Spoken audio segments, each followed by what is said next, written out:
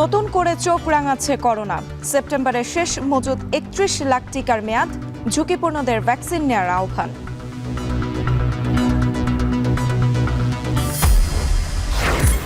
নির্বাচন ফেব্রুয়ারি না এপ্রিলে সরকারের সঙ্গে বসে সিদ্ধান্ত নেবে ইসি।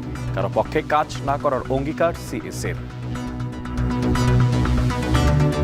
কারো হুকুমে, কারো নির্দেশনায়, কারো পরিচালনায় আমরা কাজ করব না। খেলাপি ঋণ বেড়ে দাঁড়িয়েছে 4,20,000 কোটি টাকায়। মার্চ পর্যন্ত দেয়া ঋণের 1/4 অনাদায়ী।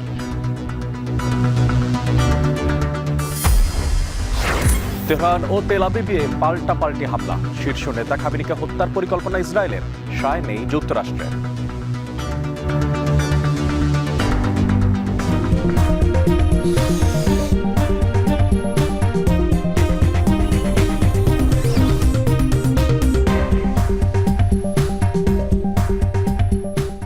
সুপ্রভাত, স্বাগত জানাচ্ছি এখন সকালে।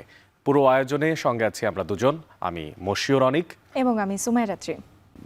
দেশে আবারও করোনা সংক্রমণ নিতে নড়ে চড়ে বসেছে স্বাস্থ্য বিভাগ। প্রস্তুতি নিচ্ছে সম্ভাব্য ঝুঁকি কমানোর। স্বাস্থ্য অধিদপ্তর বলছে এখন তাদের হাতে ৩১ লাখ টিকা মজুত আছে। এর মধ্যে ১৭ লাখ টিকার মেয়াদ শেষ হবে আগামী আগস্টে, আর বাকি ১৪ লাখেরও মেয়াদ শেষ হবে সেপ্টেম্বরের মধ্যে।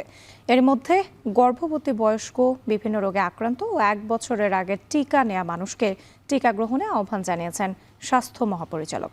আর জানাচ্ছেন মুজিদ শুভ। টানা ৩১৩ দিন পর একজন ও ৬৮৬ দিন পর একদিনে কোভিডে দুজনের মৃত্যুতে কিছুটা হতচকিত দেশের মানুষ। মূলত টিকা নেয়ার প্রবণতা বাড়ার সাথে সাথেই কমে এসেছিল কোভিডে মৃত্যুর হার। বছর পেরিয়ে নতুন করে সংক্রমণ ও মৃত্যুর পর আলোচনায় এসেছে মজুদ টিকা ও তা গ্রহণে মানুষের আগ্রহের বাস্তবতা।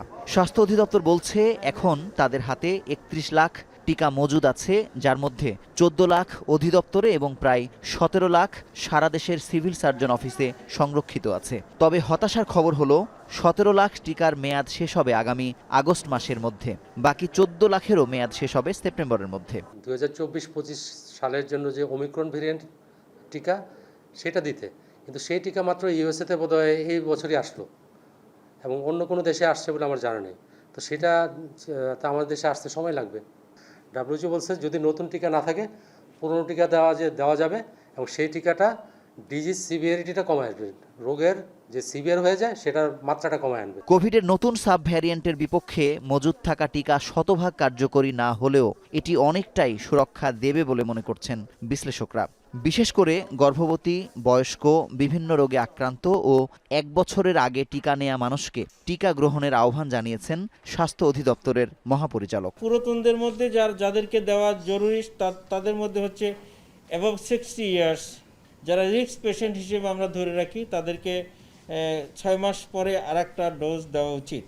আর যারা ধরেন অ্যাডাল্ট কিন্তু আগে ভ্যাকসিন নিয়েছে এই গ্রুপ, কিন্তু তাদের কোমরবিডিটিস রয়েছে, যারা সরাসরি কোভিড পেশেন্টের সাথে কাজ করেন, আর রিসেন্ট প্রেগনেন্সি হইলে প্রতি প্রেগনেন্সিতে একটা করে ডোজ নিতে হবে। এখন গ্রহণ না করলেও কোভিড পরিস্থিতি আরও খারাপ হলে টিকার চাহিদা বাড়বে। সেই বাস্তবতায় নতুন ভ্যারিয়েন্টের বিপক্ষে কার্যকরী টিকা আনতে এখনই পদক্ষেপ নেবার তাগিদ বিশেষজ্ঞদের। সংক্রমণ যদি বাড়তেই থাকে তাহলে তো আনতে হবে, আর সংক্রমণ যদি এখনই কমে যায় তাহলে হয়তো আমাদের অল্প টিকা আনলেই চলবে। টিকা তো আনতেই হবে, টিকাবিহীন অবস্থা থাকা যাবে না। সে যদি এটার মেয়াদ শেষ হয়ে গিয়ে থাকে অবশ্যই টিকা মজুদ রাখতে হবে আমাদের। কিন্তু টিকা নিলেও কিন্তু সংক্রমণটা হতে পারে, কিন্তু সংক্রমণ হলে কিন্তু তার গুরুতর অবস্থা হবে না। উপসর্গ প্রকাশ পেলেই পরীক্ষা, আর ৬০ বয়স্কদের হাতে থাকা টিকা নিকটতম কেন্দ্র থেকে জরুরি ভিত্তিতে নেবার আহ্বান বিশেষজ্ঞদের। কারণ ৬ মাস পর থেকেই কোভিডের বিরুদ্ধে সুরক্ষা কমতে থাকে টিকার। মুজাহিদ শুভ, এখন ঢাকা। কুষ্টিয়ায় নতুন করে চোখ রাঙাচ্ছে করোনা ভাইরাস। কোভিডের উপসর্গ নিয়ে ভর্তি হয়েছেন এরই মধ্যে অর্ধশতাধিক রোগীও। এরই মধ্যে জেলার পিসিআর ল্যাবে যন্ত্রাংশ চুরির ঘটনা প্রকাশ পেয়েছে। এছাড়া করোনার বিশেষায়িত ইউনিট ও পরীক্ষা বন্ধ থাকায় উপসর্গ নিয়ে ভর্তি হওয়া রোগীদের রাখা হয়েছে জেনারেল ওয়ার্ডে। হাসপাতাল কর্তৃপক্ষ যেখানে বলছে কিট সহ প্রয়োজনীয় সরঞ্জাম হাতে পেলেই চালু হবে কোভিড পরীক্ষা। বিস্তারিত দেখবেন প্রতিবেদনে। করোনা ভাইরাস মহামারী আকার ধারণ করলে 2020 সালে কুষ্টিয়া সদর হাসপাতাল প্রাঙ্গণে একতলা একটি ছোট ভবনে বসানো হয় পিসিআর ল্যাব। কুষ্টিয়া সহ আশেপাশের কয়েকটি জেলার মানুষের করোনা শনাক্তের কাজ চলত এখানে। পরবর্তীতে সংক্রমণ কমে যাওয়ায় পিসিআর ল্যাবের কার্যক্রম বন্ধ হয়ে যায়।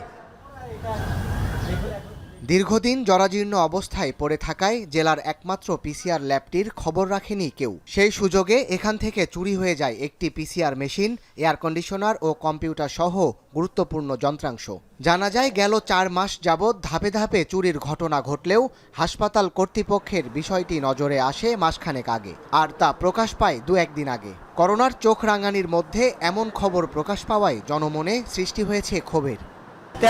রোগের জন্য ভর্তি হয়েছে, সব টেস্ট আমার হয়ে গেছে। হয়ে যাওয়ার পরে করোনার টেস্টটা করতে পারিনি, মেশিন বলে হারা গেছে।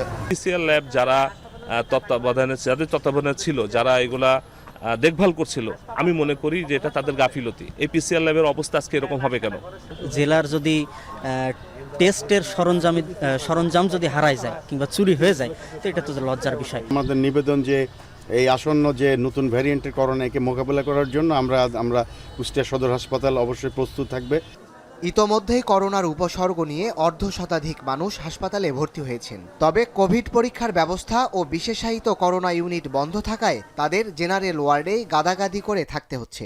হাসপাতাল কর্তৃপক্ষ বলছে কিট সহ প্রয়োজনীয় সরঞ্জাম আসলেই শুরু হবে পরীক্ষা নিরীক্ষার কাজ। এখন 3টা পিসিআর মেশিন আছে আমাদের। যদি সরকারি নির্দেশনা আসে পরীক্ষা করার জন্য, তো আমাদের পরীক্ষা করার জন্য আমরা সক্ষম। তবে আছে, মেশিনপত্র আছে, কিন্তু জনবল নেই। পিসিআর ল্যাবে চুরির ঘটনায় এরই মধ্যে প্রতিবেদন জমা দিয়েছে তদন্ত কমিটি। সেখানে দায়িত্বে গাফিলতির দায়ে 2জনকে শোকজ করা হয়েছে। এই প্রস্তুতির ব্যাপারের জন্যই তো ওই পিসিআর ল্যাবের খোঁজ করা হচ্ছিল। তো তারপরে আস্তে আস্তে এই ব্যাপারগুলো আরও সামনে আসলো। তো যাই হোক, এখন আমরা সদর হাসপাতালে আমাদের ডায়াগনোসিস ক্ষেত্রে আমরা একটু ঝামেলায় আছি। করোনার রোগী যেগুলো আসছে এদেরকে আমরা বেসিক্যালি যাদেরকে সাসপেক্টেড মনে হচ্ছে আমরা তাদেরকে বাসায় থাকতে বলছি। 2020 সালের 8 মার্চ থেকে পরবর্তী সময়ে কুষ্টিয়ায় কোভিডে আক্রান্ত হয়ে 855 জনের মৃত্যু হয়, আর আক্রান্তের সংখ্যা দাঁড়ায় প্রায় 4000-এর কাছাকাছি। তাই এখন থেকে সতর্ক না হলে ফের করোনা সংক্রমণ মহামারী হিসেবে দেখা দিতে পারে। এখন কুষ্টিয়া। কারো হুকুমে, পরামর্শে কিংবা কোনো পক্ষের হয়ে নয়, সংবিধান ও আইন অনুযায়ী ইসি নির্বাচন করতে প্রস্তুত বলে জানিয়েছে সিইসি এএমএম নাসির উদ্দিন। রোববার দুপুরে আগারগাঁওয়ে নির্বাচন কমিশন ভবনে সাংবাদিকদের এই কথা বলেন তিনি। ভোট অনুষ্ঠানে বিঘ্নকারীদের এবারের নির্বাচনে কোনো সুযোগ দেয়া হবে না বলে হুঁশিয়ারি দেন প্রধান নির্বাচন কমিশনার। জানান, নির্বাচনের সময়সীমা চূড়ান্ত করতে শিগগিরই প্রধান উপদেষ্টার সাথে বৈঠক করবে কমিশন। বিস্তারিত থাকছে প্রতিবেদনে। আগামী জাতীয় সংসদ নির্বাচন কবে হবে তা নিয়ে রাজনৈতিক অঙ্গনে চলছে নানা আলোচনা। সম্প্রতি প্রধান উপদেষ্টার লন্ডন সফরে বিএনপির ভারপ্রাপ্ত চেয়ারম্যান তারেক রহমানের সাথে বৈঠকে কথা ওঠে নির্বাচনের দিনক্ষণ নিয়ে। এতে দলটির পক্ষ থেকে রমজানের আগেই ফেব্রুয়ারিতে নির্বাচন আয়োজনের প্রস্তাব দেওয়া হয়। প্রধান উপদেষ্টার পক্ষ থেকে ব্রিফিংয়ে ফেব্রুয়ারিতে নির্বাচনের ব্যাপারে সম্মতি আসে। যদিও ঈদের আগে জাতির উদ্দেশ্যে দেওয়া ভাষণে প্রধান উপদেষ্টা এপ্রিলের প্রথমার্ধে নির্বাচনের কথা জানিয়েছিলেন। 2026 সালের এপ্রিলের প্রথমার্ধের যে কোনো একটি দিনে অনুষ্ঠিত হবে। এমন অবস্থায় রবিবার আগারগাঁওয়ের নির্বাচন ভবনে কমিশনের কর্মকর্তাদের সাথে ঈদ পরবর্তী মতবিনিময়কালে উঠে আসে আসন্ন জাতীয় সংসদ নির্বাচনের নানা বিষয়ে। শেষে সাংবাদিকদের ব্রিফ করেন প্রধান নির্বাচন কমিশনার এএমএম নাসির উদ্দিন। জানান, লন্ডনে বৈঠকের আলোচনার বিষয়ে ইসিকে এখনও অফিসিয়ালি জানানো হয়নি। নির্বাচন যখনই হোক প্রস্তুত রয়েছে নির্বাচন কমিশন। জাতীয় নির্বাচনের যে বিষয়টি এসছে, যখনই হোক ফেব্রুয়ারিতে হোক এপ্রিলে, যখনই হোক আমাদের তো প্রস্তুত থাকতে হবে। আমি এখন আমার প্রস্তুতির বাইরে কিছু চিন্তা করছি না। যখন সরকারের সাথে কথা হবে যে ওনারা কি আলোচনা করেছেন, আমরা তো নিশ্চয়ই একটা ওনাদের ভাব বুঝতে পারবো, বুঝে তখন একটা তারিখ যখন যায় সেটা করব। সিএসি বলেন, কারো হুকুমে, পরামর্শে কিংবা কারো পক্ষ হয়ে নয়, সংবিধান এবং আইন অনুযায়ী নির্বাচন করবে EC. You can convey this message to the nation যে আমরা কারো হুকুমে, কারো নির্দেশনায়, কারো পরিচালনায় আমরা কাজ করব না। এ সময় ষড়যন্ত্রকারীদের সতর্ক করে সিএসি বলেন, এবার সুষ্ঠু নির্বাচনের জন্য জিরো টলারেন্স নীতি অনুসরণ করবে কমিশন। কেউ যদি মনে করে থাকে যে বাক্স লুট করে নিয়ে যাব, কেন্দ্র দখল করে আমি জিতে যাব, অতীতে যা হয়েছে তারা দিবা স্বপ্নে আছে। এই জিনিস এবার হতে দেব না ইনশাল্লাহ। এ সময় তিনি জানান, নির্বাচনের সময়সীমা চূড়ান্তে প্রয়োজনে শীঘ্রই প্রধান উপদেষ্টার সাথে বৈঠক করবে কমিশন। মিয়া আমিরুল, এখন, ঢাকা। চলতি বছরের মার্চ শেষে খেলাপি ঋণের পরিমাণ দাঁড়িয়েছে 4,20,334 কোটি টাকা, যা বিতরণ করা ঋণের 24.13%। রোববার বাংলাদেশ ব্যাংক থেকে এই তথ্য জানানো হয়েছে। গত বছর ডিসেম্বরে শেষে এই ঋণের পরিমাণ ছিল 3,45,765 কোটি টাকা, আর এর আগে গত সেপ্টেম্বরে খেলাপি ঋণ ছিল 2,84,977 কোটি টাকা। আর গত জুলাই সেপ্টেম্বর প্রান্তিকে বা ওই 3 মাসে ব্যাংক ব্যবস্থায় খেলাপি ঋণ বাড়ে 73,586 কোটি টাকা।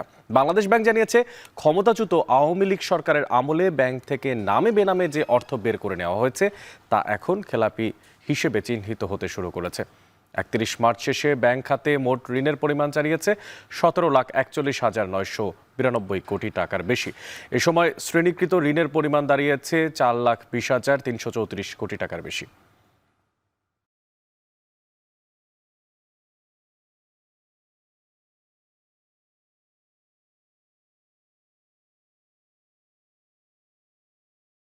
দেশের বাইরের প্রসঙ্গ, মার্কিন প্রেসিডেন্ট ডোনাল্ড ট্রাম্পের বাধায় আটকেছে ইরানের সর্বোচ্চ ধর্মীয় নেতা আয়াতুল্লাহ আলী খামেনিকে হত্যার পরিকল্পনা। মার্কিন কর্মকর্তাদের বরাত দিয়ে রোববার বার্তা সংস্থা রয়টার্স জানায় এ তথ্য। বলা হয়, গত কিছুদিন ধরেই খামেনিকে হত্যার পরিকল্পনায় ট্রাম্পের সমর্থন আদায়ের চেষ্টা করছিল ইসরায়েল। বিস্তারিত জানাচ্ছেন নুসরাত কামাল। 1981 সাল থেকে 1989 সাল পর্যন্ত ইরানের তৃতীয় প্রেসিডেন্ট এবং তারপর থেকে দেশটির সর্বোচ্চ ধর্মীয় নেতা। 44 বছর ধরে দেশের নেতৃত্বভার কাঁধে আয়াতুল্লাহ আলী খামেনির। বার্ধক্যের ভারে নুবজ হলেও লৌহ মানবের মতোই দায়িত্ব পালনে অটল 86 বছর বয়সী এ নেতা। একের পর এক চোরাগোপ্তা হামলায় ইরানের শীর্ষ কর্মকর্তাদের হত্যার ধারাবাহিকতায় ইসরায়েলি নীল নকশার কেন্দ্রে যে খামেনিও আছেন তা বলাই বাহুল্য, কিন্তু এখনও বেঁচে আছেন তিনি। ইরান ইসরায়েল সংঘাত নজিরবিহীন রূপ নিতে থাকার মধ্যেই বার্তা সংস্থা রয়টার্সের রোববারের প্রতিবেদনে উঠে আসে, কয়েকদিন ধরেই ইরানের সর্বোচ্চ ধর্মনেতাকেও হত্যার পরিকল্পনা নিয়ে এগিয়েছে ইসরায়েল। কিন্তু ঘনিষ্ঠতম মিত্র যুক্তরাষ্ট্রের প্রেসিডেন্ট ডোনাল্ড ট্রাম্পের বাধায় এখন পর্যন্ত থমকে আছে সে পরিকল্পনা। নাম প্রকাশে অনিচ্ছুক দুই মার্কিন কর্মকর্তার বরাতে রয়টার্স জানায়, খামেনিকে হত্যার পরিকল্পনায় ভেটো দিয়েছেন ট্রাম্প। প্রশাসনের জ্যেষ্ঠ এক কর্মকর্তা জানান, কোনো মার্কিন নাগরিককে ইরান হত্যা করেনি এবং যতক্ষণ পর্যন্ত এমন কিছু না ঘটছে ততক্ষণ পর্যন্ত ইরানের রাজনৈতিক নেতৃত্বে আঘাত হানার বিষয়ে কথাই বলতে চায় না যুক্তরাষ্ট্র। জানা যায়, ইরানের পরমাণু কর্মসূচি বন্ধে দেশটিতে ইসরায়েল বড় পরিসরে হামলা শুরু করার পর থেকেই ইসরায়েলি কর্মকর্তাদের সাথে অব্যাহত যোগাযোগ রেখে চলেছেন মার্কিন কর্মকর্তারা। এর মধ্যেই তারা জানতে পারেন যে ইরানের সর্বোচ্চ নেতাকে হত্যার সুযোগ পেয়েছে ইসরায়েলি গোয়েন্দারা, কিন্তু তৎক্ষণাৎ সে পরিকল্পনা বাতিল করে দেন ট্রাম্প। ট্রাম্প নিজেই ইসরায়েলকে এ বার্তা দিয়েছেন কি না তা এখনও স্পষ্ট নয়, কিন্তু ইসরায়েলের প্রধানমন্ত্রী বেনয়ামিন নেতানিয়াহুর সাথে যে নিয়মিত আলাপ চলছে ট্রাম্পের, সেটি নিশ্চিত করেছেন মার্কিন কর্মকর্তারা। এ খবর প্রকাশের পরপরই ফক্স নিউজকে দেয়া সাক্ষাৎকারে নেতানিয়াহু জানান, ইসরায়েলি হামলায় ইরানের শাসক গোষ্ঠীর শীর্ষ পর্যায়ে পরিবর্তন অসম্ভব নয়। We can't have the world's most dangerous regime have the world's most dangerous weapons. We're protecting ourselves, but by doing so we're protecting many others. Could certainly be the result because the Iran regime is very weak. Israeli আগ্রাসনের মুখে ইরানের পরমাণু কর্মসূচির বিষয়ে থমকে যাওয়া Washington Tehran আলোচনা নতুন করে শুরু করার বিষয়ে আশাবাদী মার্কিন প্রেসিডেন্ট। শুক্রবার থেকে ইরান জুড়ে বিভিন্ন পরমাণু গবেষণা কেন্দ্র, সামরিক স্থাপনা ও আবাসিক ভবনে ইসরায়েলি হামলায় প্রাণ যায় 6 পরমাণু বিজ্ঞানী এবং শীর্ষ 4 সামরিক কর্মকর্তা সহ শতাধিক মানুষের। 1 বছর আগেই চোরাগোপ্তা হামলায় হেলিকপ্টার ভূপাতিত করে ইরানের তৎকালীন প্রেসিডেন্ট ইব্রাহিম রাইসিকেও হত্যা করে ইসরায়েল। নুসরাত কামাল, এখন বিশ্ব। ইরান ইসরায়েল সংঘাতের জেরে হুমকিতে পড়েছে জ্বালানি তেল বাণিজ্যে গুরুত্বপূর্ণ জলপথ হরমুজ প্রণালী। ইরান হুমকি দিয়েছে বন্ধ করে দিতে পারে এই জলপথ। সংযুক্ত আরব আমিরাত, ওমান আর ইরানের মধ্যে অবস্থিত পারস্য উপসাগরের এই গালফ অফ ওমানের সংযোগ স্থাপনকারী এই জলপথ বন্ধ হলে আরও বাড়বে জ্বালানির দর। আর সংঘাতের জেরে এখন পর্যন্ত 7% বেড়েছে জ্বালানির দাম। বিস্তারিত জানাচ্ছেন ঈশিতা ব্রহ্ম।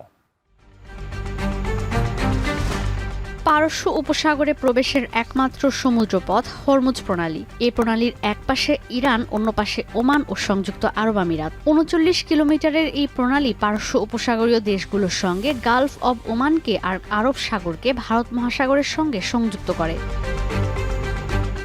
যুক্তরাষ্ট্রের জ্বালানি অধিদপ্তরের পরিসংখ্যান অনুযায়ী বিশ্বের 20% বা আনুমানিক 1,70,00,000 ব্যারেল জ্বালানি তেল সরবরাহ করা হয় এই প্রণালী দিয়ে। বিশ্বের জ্বালানি তেল সরবরাহের সবচেয়ে গুরুত্বপূর্ণ পয়েন্ট হিসেবেও পরিচিত এই প্রণালী। 39 কিলোমিটার প্রশস্ত এই জলপথ কোথাও কোথাও এত সরু যে হামলা আর হুমকি আতঙ্কে যে কোনো সময় বন্ধ হয়ে যেতে পারে এই প্রণালী।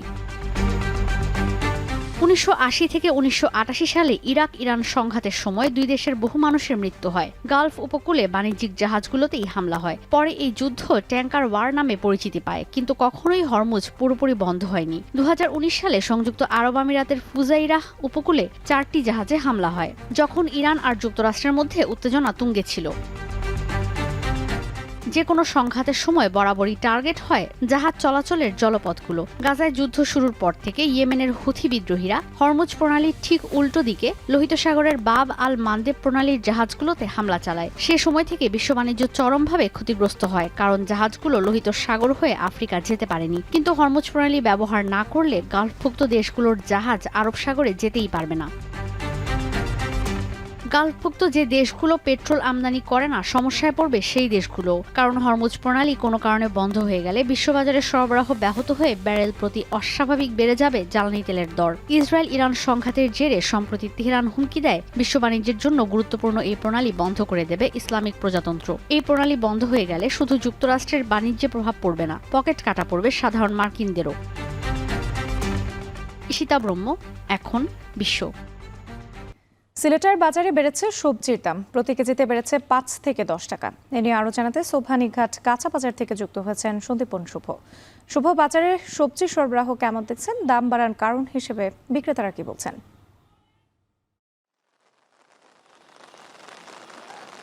রাত্রি প্রথমে আপনাকে শুভ সকাল। আমি সিলেটের সোভানীঘাট কাঁচা বাজারে রয়েছি এবং আজকে বৃষ্টিমুখর একটি সকাল আমরা দেখতে পাচ্ছি। এটি একটু স্বস্তির কারণ, কিন্তু বাজারের স্বস্তির যে বিষয়টি, দাম কমলে যে স্বস্তিটা পাওয়া যায় সেই স্বস্তিটা এখন আমরা দেখছি না, কারণ ঈদুল আজহার যে ছুটি, সেই ছুটি মাত্র শেষ হয়েছে। ব্যবসায়ীরা বা বিক্রেতারা আসা শুরু করেছেন, কিন্তু সরবরাহ তেমনভাবে কিন্তু বাড়েনি এখনও বাজারগুলোতে। আর সরবরাহ সংকট থাকায় এই মুহূর্তে দাম কিন্তু কিছুটা বেড়েছে। গত সপ্তাহ বা ঈদের আগের যদি আমি তুলনা করি, সেক্ষেত্রে কেজি প্রতি 5 থেকে 10 টাকা বেড়েছে। আমি আপনাকে প্রথমেই বাজার দর সম্পর্কে কিছুটা বলতে চাই। সেক্ষেত্রে করলার কথা যদি বলি, সেক্ষেত্রে করলা ঈদের আগে আমরা দেখেছিলাম 45 থেকে 50 টাকায়, যেটি আজকের খুচরা বাজারে 50 থেকে 60 টাকা পর্যন্ত বিক্রি হচ্ছে। ঝিঙ্গা গত ঈদের আগেও আমরা দেখেছিলাম যে 50 টাকা, কোনো কোনো জায়গায় 45 টাকা পর্যন্ত বিক্রি হয়েছিল, কিন্তু আজকের বাজারে সেটি 60 থেকে 65 টাকা পর্যন্ত দামে বিক্রি হচ্ছে। এর পাশাপাশি মূলার কথা যদি বলি, সেই মূলাও কিন্তু গত ঈদের আগে যেমন ছিল 40 টাকা, সেটি কিন্তু আজকে এই সপ্তাহ ব্যবধানে দেখা যাচ্ছে যে সেই মূলা 50 টাকায় বিক্রি হচ্ছে। একইভাবে কিন্তু অন্যান্য সবজির কথা যদি বলি, টমেটোর কথা, টমেটো কিন্তু আমরা ঈদের আগে দেখেছিলাম 35 থেকে 40 টাকায় বিক্রি হয়েছে, যেটি বেড়ে গিয়ে কিন্তু আজকে 45 টাকা, কোনো কোনো জায়গায় 50 টাকা পর্যন্ত বিক্রি হচ্ছে। লাউয়ের কথা বলতে হয়, মিষ্টি লাউ কিন্তু অনেক কম দামে বিক্রি হয়েছিল ঈদের আগে, অর্থাৎ 12 থেকে 15 টাকা কেজি ছিল। সেই লাউ কিন্তু আজকের বাজারে 20 থেকে 25 টাকা কেজি বিক্রি হচ্ছে, কোনো কোনো জায়গায় কেজি প্রতি 30 টাকা বিক্রি হচ্ছে। এবং যদি আমি প্রতি পিস আকারে বলি, সেক্ষেত্রে কিন্তু 60 থেকে 70 টাকা প্রতি পিস বিক্রি হচ্ছে। এর পাশাপাশি বলতে হয় ধনে পাতার কথা। ধনেপাতা গত ঈদের আগেও আমরা দেখেছিলাম 120 টাকা, তবে ধনেপাতা স্থিতিশীল রয়েছে, এই মুহূর্তে 110 থেকে 20 টাকায় বিক্রি হচ্ছে।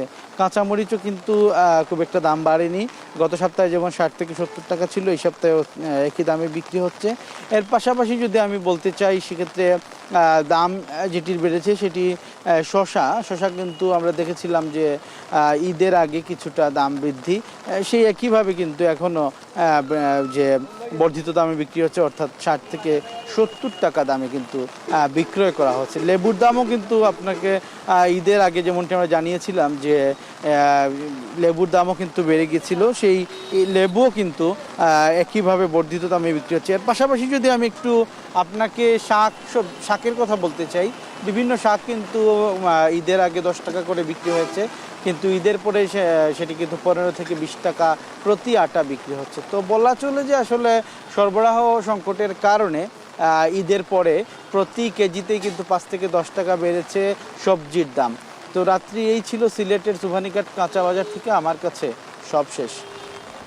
সিলেটের সবজি বাজার থেকে যুক্ত ছিলেন সন্দীপন শুভ। বঙ্গোপসাগরে মাছ ধরায় 58 দিনের নিষেধাজ্ঞা শেষ হওয়ায় পটুয়াখালীর বাজারে বেড়েছে মাছের সরবরাহ, ফলে প্রকারভেদে মাছের প্রতি কেজিতে কমেছে 10 থেকে 150 টাকা, তবে বেড়েছে ইলিশ মাছের দাম। এ নিয়ে আরও জানাতে কলাপাড়া নাচনাপাড়া পাইকারি মাছ বাজার থেকে যুক্ত হয়েছেন জসিম পারভেজ। জসিম, ইলিশ মাছের দাম বাড়ার কারণ হিসেবে ব্যবসায়ীরা কি বলছেন, আর কোন মাছের দাম কত জানতে চাই আপনার কাছ থেকে।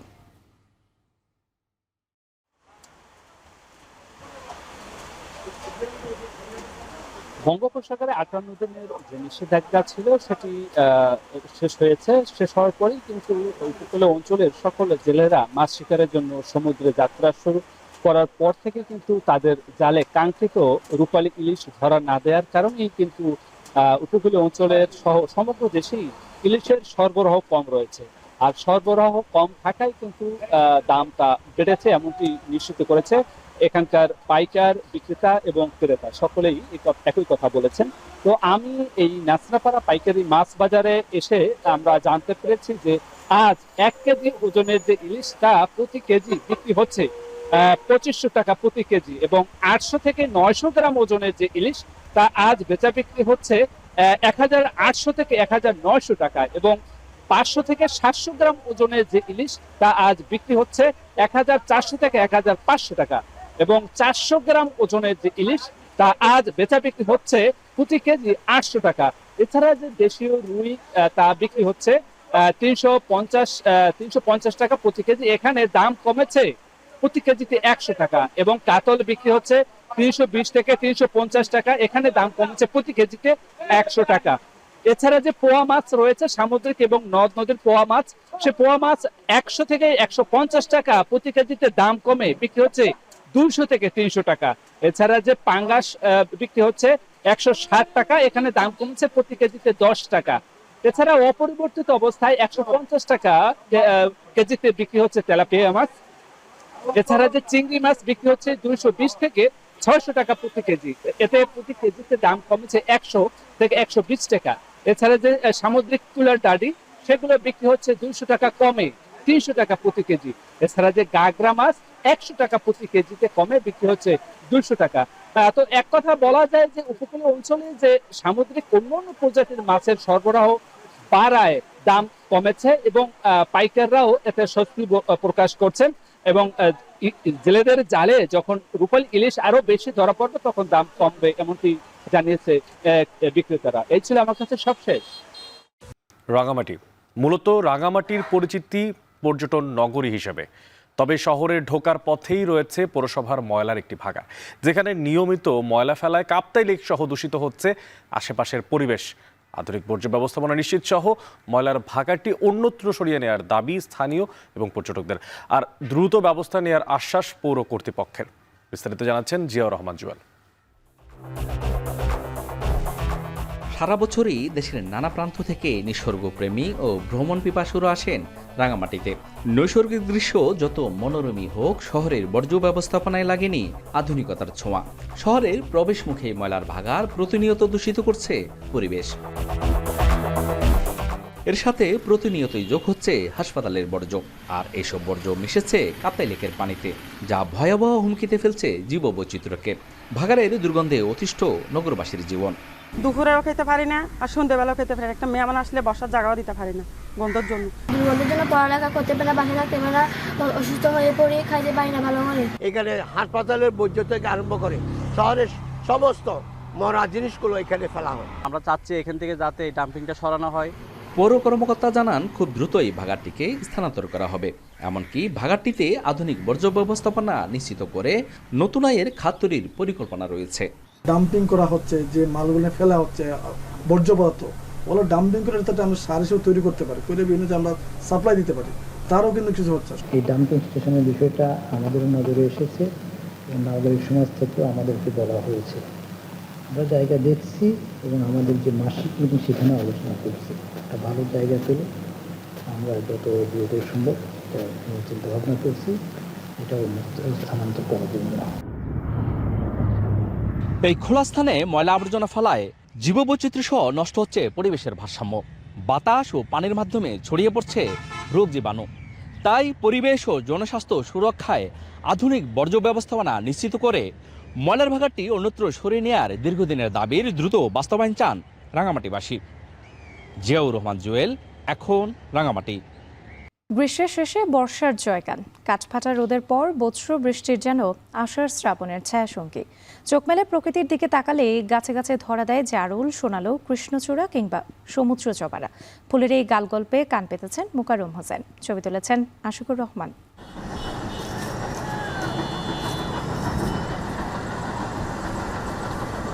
নগরকন্যার মন খারাপের দিনে প্রকৃতি জুড়ে মন জোগানোর হরেক রকমের আয়োজন। সবুজ চাদর গায়ে জড়ানো তনয়ার চোখ জুড়ে যখন অনাকাঙ্ক্ষিত বর্ষণ, তখন তার মন ভালো করতেই একে একে হাজির সোনালু, কৃষ্ণচূড়া আর জারুল। বাদ পড়েনি কুরচি, সমুদ্র জবা কিংবা কনকচূড়ারাও।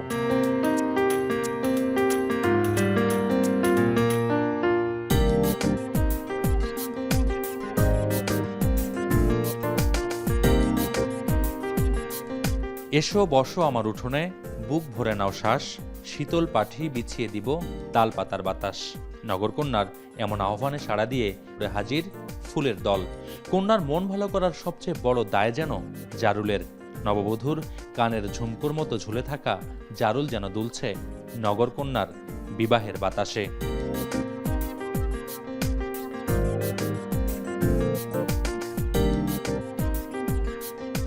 এদিকে নগরকন্যার মন জোগানোর কৌশল নির্ধারণে যেন দ্বিপাক্ষিক বৈঠকে বসেছে গ্রীষ্মের ফুল, কনকচূড়া ও সোনালু।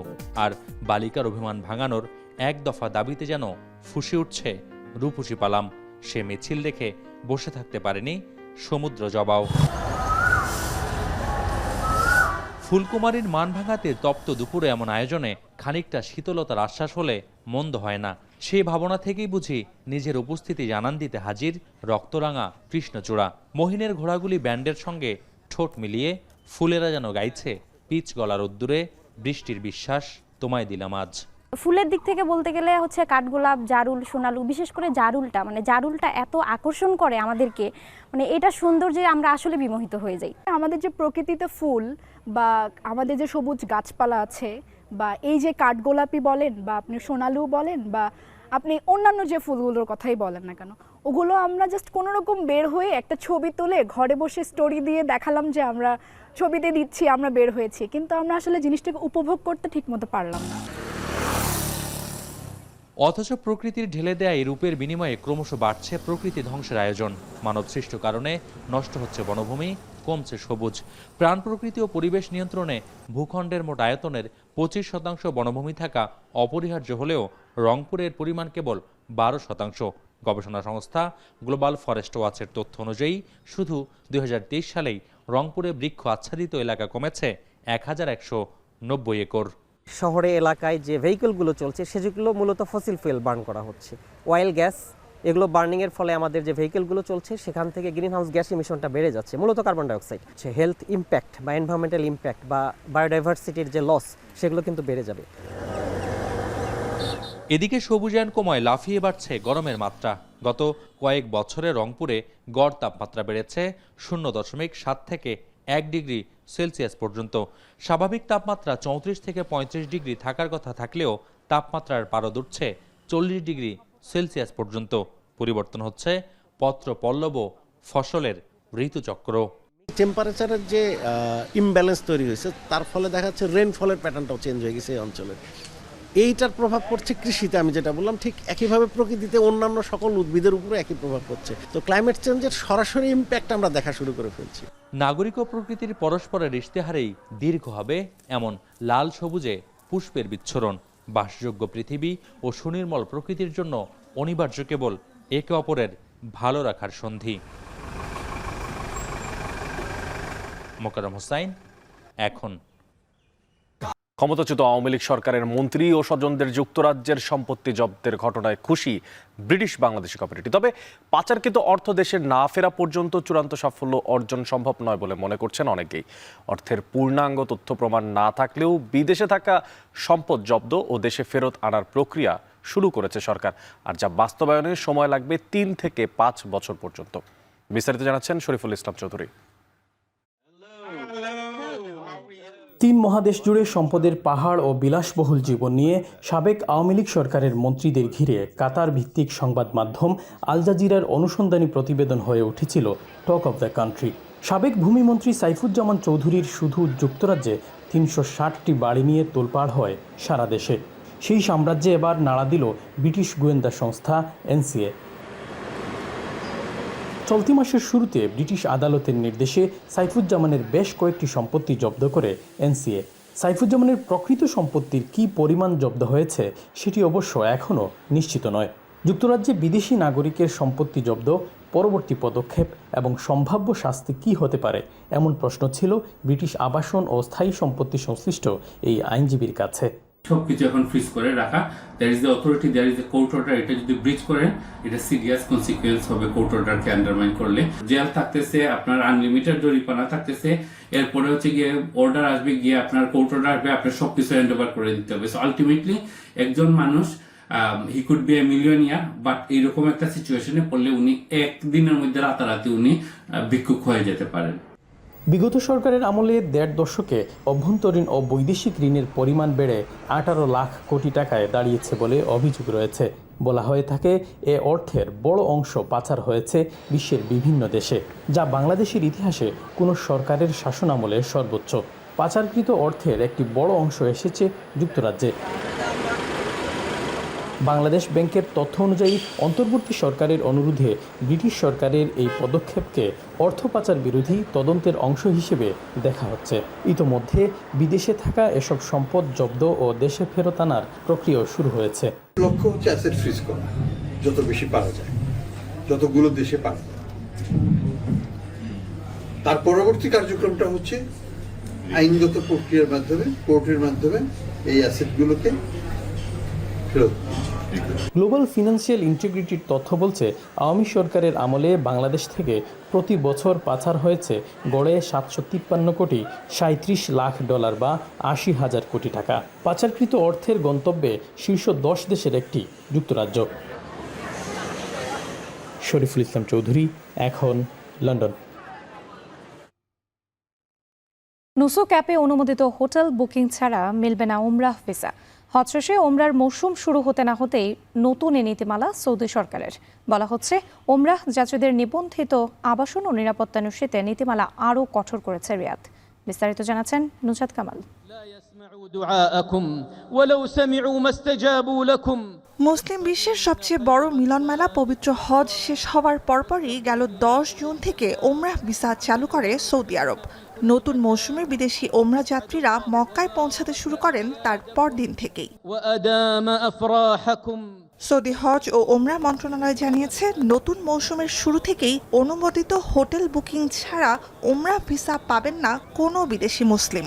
এজন্য সৌদি সরকারের কেন্দ্রীয় ডিজিটাল গেটওয়ে নুসুক মাসারে অস্থায়ী আবাসন চুক্তির প্রমাণ দেখাতে হবে আগেই। এরই মধ্যে কার্যকর হয়েছে নতুন এই ওমরা নীতিমালা। এতে বলা হয় ওমরা যাত্রীদের সেবা দানে যুক্ত সকল প্রতিষ্ঠান, স্থাপনা ও বিদেশি কর্মীদের জন্য সৌদি পর্যটন মন্ত্রণালয়ের নিবন্ধনপ্রাপ্ত হোটেলগুলোতে মুসল্লিদের আবাসন নিশ্চিত করা বাধ্যতামূলক। বলা হচ্ছে উমরা যাত্রায় মুসল্লিদের থাকার ব্যবস্থা ও নিরাপত্তায় সর্বোচ্চ সুযোগ সুবিধা আর সেবা নিশ্চিতে নীতি আরও কঠোর করেছে রিয়াদ। নতুন নীতিমালায় আবাসন জালিয়াতি রোধ এবং আবাসনের মান ও অতিরিক্ত ভিড় নিয়ে উদ্বেগ এড়াতে উদ্যোগ নিচ্ছে রিয়াদ। নিয়ম লঙ্ঘনে ভিসা পেতে বিলম্ব বা শাস্তিমূলক ব্যবস্থার মুখে পড়তে পারেন আবেদনকারীরা। আল্লাহু আকবার, আল্লাহু আকবার। উমরার চলতি মৌসুম শেষ হবে 2026 সালে হজের ঠিক আগে। ইসলাম ধর্মের 5টি স্তম্ভের একটি হজ, যা পালন করা প্রত্যেক সামর্থ্যবান মুসলিমের জন্য জীবনে অন্তত একবার বাধ্যতামূলক। ধর্মীয় গুরুত্ব আর সময়ের দিক থেকে ছোট হজ হিসেবে পরিচিত উমরাহ ব্যাপক তাৎপর্যপূর্ণ হলেও উমরাহ পালন বাধ্যতামূলক নয়। প্রতি বছর আরবি বর্ষপঞ্জির শেষ মাস জিলহজে 8-12 তারিখ পর্যন্ত মক্কা, মুজদালিফা, মিনা ও আরাফাতে হজের বিভিন্ন আনুষ্ঠানিকতা পালন করেন ধর্মপ্রাণ মুসলিমরা। বিপরীতে উমরাহ পালন করা যায় হজের সময়টুকু বাদ দিয়ে সারা বছর। নুজহাত কামাল, পক্ষে এশিয়ান কাপ বাছাই পর্বের ম্যাচের আগেই কোচিং প্যানেল পরিবর্তন চান জাতীয় দলের সাবেক 2 অধিনায়ক জাহিদ হাসান আমিরি ও মামুনুল হক। সিঙ্গাপুরের বিপক্ষে ম্যাচে কোচের কৌশলগত দুর্বলতাতেই হারের মূল কারণ ভাবছেন তারা। বাকিটা জানাচ্ছে ওয়াসিউল হক পান্থ। আর স্ট্রাইকার ছাড়া আপনি কোনোদিন ম্যাচ জিততে পারবেন না। প্রত্যেকদিন মিডফিল্ডার আপনাকে হামজা চৌধুরী প্রত্যেকদিন সেট পিস থেকে গোল করবেন, আপনি তাকিয়ে দেখবেন, এটা হবে না। ভুটানের বিপক্ষে গোল দিয়ে ঘরের মাঠের অভিষেক রাঙিয়েছিলেন হামজা চৌধুরী। জয় পাওয়া সেই ম্যাচের পর সিঙ্গাপুর ম্যাচেও প্রত্যাশার পারদ ছিল আকাশচুম্বী। খুঁজে নিয়েছেন তারিককে। ঘরের মাঠের স্বাগতিক দর্শকদের সমর্থনেও জিততে পারেনি হামজা সমিত সোমরা। আর এরপর থেকেই কোচের পারফরমেন্স নিয়ে শুরু হয়েছে কাটাছেঁড়া। জামাল ভুঁইয়ার না থাকা নিয়েও হয়েছে সমালোচনা। গোল করার হ্যাবিটের ব্যাপার, হ্যাঁ, যারা স্ট্রাইকার তাদের একটা অভ্যাস থাকে গোল করার জন্য। আর যারা মিডফিল্ডার, আপনি মিডফিল্ডার দিকে দিয়ে প্রত্যেকদিন গোল করার চেষ্টাটা করতে পারবেন না। তো যেটা হয়েছে আপনাকে এই পজিশনটাতে আপনাকে এই প্র্যাকটিস সেশন প্লাস হয়েছে ঘরোয়া ফুটবল তো তারা খেলছেই, আপনাকে তাদেরকে সুযোগ দিতেই হবে। জামালকে আপনি কেন নিচ্ছেন? জামালকে আপনি সব জায়গায় আগে দিচ্ছেন, বাট জামালকে কেন ম্যাচ খেলাচ্ছেন না? তাকে ইউজ করার জায়গা ছিল, আসলে তাকে ইউজ করা হয়নি। ভুটানের ম্যাচ তাকে আপনি ইউজ করছেন, আই থিঙ্ক একটা সেট পিচে সে গোল করেছে। দেশের সাধারণ দর্শক থেকে শুরু করে বাফুফের বর্তমান কমিটির নির্বাহী সদস্য থেকেও এসেছে কোচ অপসারণের দাবি। সাবেক অধিনায়কদের কণ্ঠে গলতটা যেন গোড়াতেই। যদি শুধু হেড কোচ নিয়ে চিন্তা করেন, আপনি কোচিং স্টাফ চেঞ্জ হলে পুরো কোচিং স্টাফটাকে নিয়ে চিন্তা করেন, চেঞ্জ করেন প্রত্যেকটা পুরো কোচিং স্টাফ থেকে কাকে আপনার রাখলে টিম ভালো হবে। তার স্যালারি ডেভেলপ করে কিন্তু এক্সটেনশন করেছে, আমরা যেটা আপনাদের মিডিয়ার মাধ্যমে জেনেছি। বাট আমার মনে হয় যে তখনই আসলে ভুলটা হয়েছে। মাস দুয়েক পর নতুন ফিফা উইন্ডো, এরপর আবারও এশিয়ান কাপ বাছাইয়ের ম্যাচ হংকংয়ের বিপক্ষে। সিদ্ধান্ত বাস্তবায়নে বাফুফের দিকে তাকিয়ে এমিলিরা। কিছু কিছু জায়গায় ভুলগুলি না হলে কিন্তু আমরা ম্যাচ জিততাম। সুতরাং ওই ভুলগুলি যেন পরবর্তী ম্যাচগুলিতে না হয়, এরকম একজন কোচকে আপনাকে এখানে আমি ব্যক্তিগতভাবে as a footballer, x footballer হিসেবে আমি চাই। জাতীয় দলের হেড কোচের চেয়ার যেন হটসিট। ফলাফল নিজেদের পক্ষে আনার বিকল্প নেই, এমনকি এখানে আবেগেরও জায়গা নেই বলে মত সাবেক অধিনায়কদের। ওয়াসিউল হক পান্থ, এখন, ঢাকা। বিভেদ ভুলে নারী দলকে গুছিয়ে নেয়ার কোচ পিটার বাটলারকে নিয়ে সন্তুষ্টির কথা জানিয়েছেন বাফুফের নারী উইংয়ের চেয়ারম্যান মাহফুজা আক্তার কিরণ। সাফ জয় করে এবার এশিয়াডে নজর তার। নজর সীমায় আছে এশিয়ান কাপের বাছাই পর্ব। ওয়াসিল হক পান্থর আরও একটি প্রতিবেদন।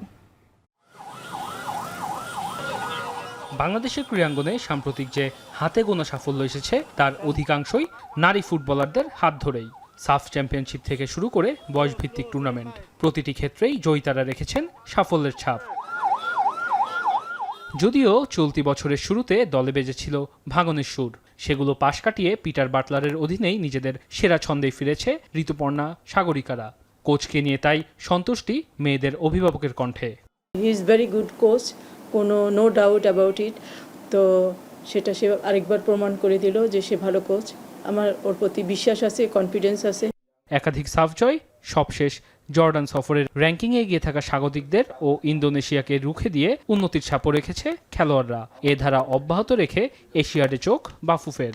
এই সাউথ এশিয়ার গণ্ডিতেই অ্যাকচুয়ালি থাকতে চাচ্ছি না, আমরা নেক্সট লেভেলে যেতে চাই।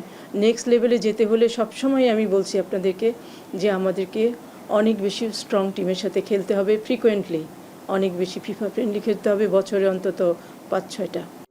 পুরুষ ফুটবলে যখন প্রবাসী ফুটবলারের ঢল, সুযোগ আছে নারীদেরও, যদিও বিষয়টিকে ভিন্নভাবেই দেখছেন নারী উইং চেয়ারম্যান। প্রবাসী নারী ফুটবলার নিয়ে অবশ্যই আছে। আমরা আনিকা বলে একজন ফুটবলার আছে, ওর সাথে আমাকে ওইটা অ্যাকচুয়ালি কানেক্ট করেছিল জামাল ভুইয়া। যদি হয় আমরা অবশ্যই নিব ভালো ফুটবলার, বাট আমাদের ফোকাস অলওয়েজ আমার লোকাল ফুটবলারে। আমি আমার দেশকে ডেভেলপ করতে চাই। জুনের শেষ দিকে উইমেন্স এশিয়ান কাপের বাছাই খেলতে মিয়ানমারে যাবে বাংলাদেশ। সেখানে বাহরাইন, তুর্কমেনিস্তান ও স্বাগতিক মিয়ানমারের বিপক্ষে লড়বে মেয়েরা। ওয়াসিউল হক পান্থ, এখন, ঢাকা। শেষ করছি এখন সকাল। তবে যাওয়ার আগে শিরোনামগুলো আরও একবার। নতুন করে চোখ রাঙাচ্ছে করোনা। সেপ্টেম্বরে শেষ মজুদ ৩১ লাখ টিকার মেয়াদ, ঝুঁকিপূর্ণদের ভ্যাকসিন নেওয়ার আহ্বান।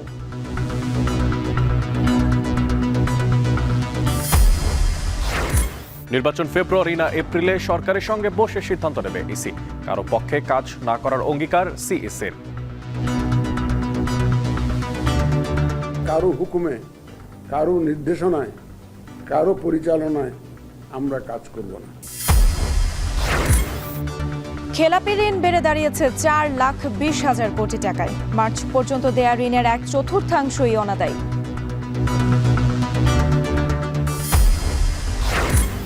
তেহরান ও তেল আবিবে পাল্টাপাল্টি হামলা, শীর্ষ নেতা খামেনিকে হত্যার পরিকল্পনা ইসরায়েলের, সায় নেই যুক্তরাষ্ট্রের।